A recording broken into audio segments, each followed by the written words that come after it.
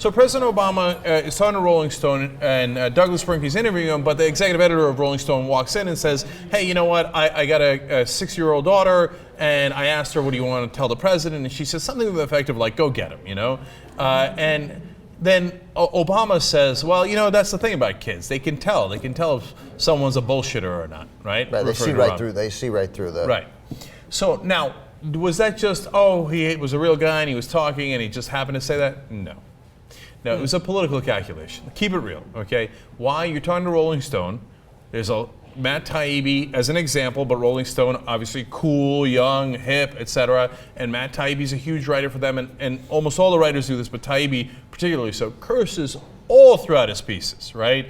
If you read his stuff on Goldman Sachs, on anything, he does great, brilliant policy points while loading it up with curses, right? So they know that. That's not an accident that the one outlet he talks to where he uses a curse word happens to be Rolling Stone. Yeah, I'm sure it was the kind of conversation that facilitated that, but it was foolish. Yeah, now I don't have a particular opinion on whether it's smart or not politically. Obviously, John Sununu does, and Sean Hannity does, and they get into a debate with former governor of New Mexico, Richardson, here. Let's watch that. What are we hearing about? We're hearing about binders, Big Bird, bayonets, Romnesia, anything but Obama's record of $6 trillion in debt. What happened to President Civility? Where did he go? That moment of using the BS word was kind of a self-defining moment for the president.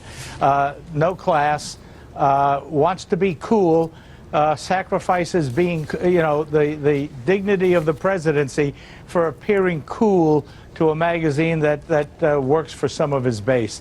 I think it really hurts him, and now he is clearly not the guy you want as a role model for your kids or your grandkids. The president's beginning to panic. Oh. What do you want? You want you as a role model? Oh, please. You jowly racist prick. I'm surprised, Ben, that you have not... Is that classy? I'm surprised you have not yet attacked his hair yet. That is the most ridiculous hair I've ever seen.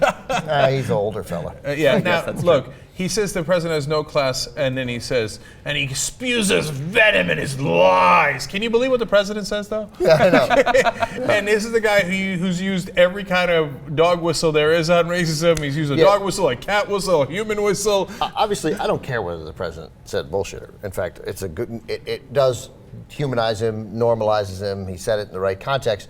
I just mean then it has the potential to then be a pointless, distracting story 2 weeks before the election where you're talking about this. I know, but when you say distraction, there's some chance that they want that. Maybe. I don't think it was sophisticated on their part. That's a very strange wild card to throw in. Now, it may end up working for them because it depends on to what extent people latch onto it. And there's some chance that some voters out there could think, oh, for the love of God, shut up.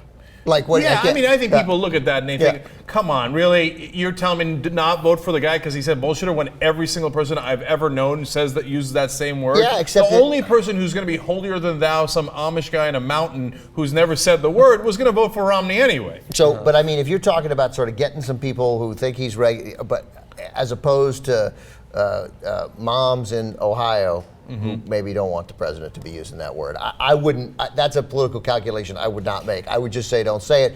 But that said, who knows how, it depends on how Fox handles it. It's not a real controversy. The only people complaining about it are on Fox. It's not a real thing. And by the way, it's a good thing former Republican presidents have never cursed. Like Nixon. No. Nixon never cursed, Never right? cursed, yeah. Cheney never cursed. Yeah. Well, I don't know how